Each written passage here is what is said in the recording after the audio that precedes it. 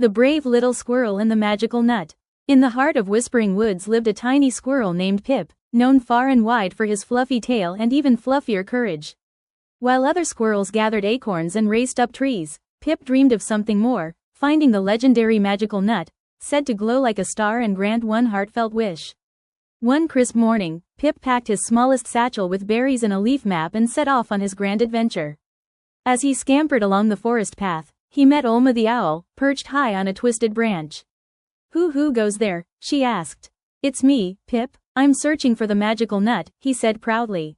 Olma blinked her big golden eyes. "Then you must pass through the shimmering hollow, where shadows play tricks. But keep your heart brave and your steps steady." Pip thanked her and hurried on. The shimmering hollow was dim and quiet, too quiet. Strange shapes swirled around him, whispering doubts. "You're too small," one shadow hissed. "You'll never find it," muttered another. Pip's tail trembled, but he remembered Olma's words. He took a deep breath, puffed out his chest, and said, "I may be small, but my courage is big." The shadows melted away like morning fog. Soon Pip reached the crystal brook, where the water sparkled like diamonds. A giant tortoise named Tarn blocked the stepping stones. "Little squirrel," Tarn rumbled, "why risk so much for a nut?" "It's not just a nut," Pip replied. "It's magic, and I want to make a wish to help my forest stay safe."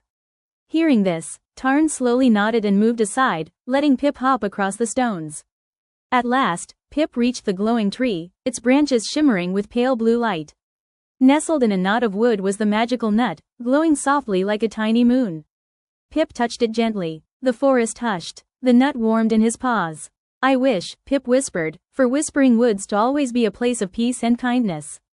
Light swirled around him, warm as sunshine. The magical nut dissolved into sparkles, drifting through the forest like tiny fireflies. From that day on, the woods felt a little safer, a little brighter. Animals big and small spoke of Pip, the brave little squirrel whose courage made magic come alive. And every night, if you listened closely, you could hear the trees whisper, "Courage grows in even the smallest hearts."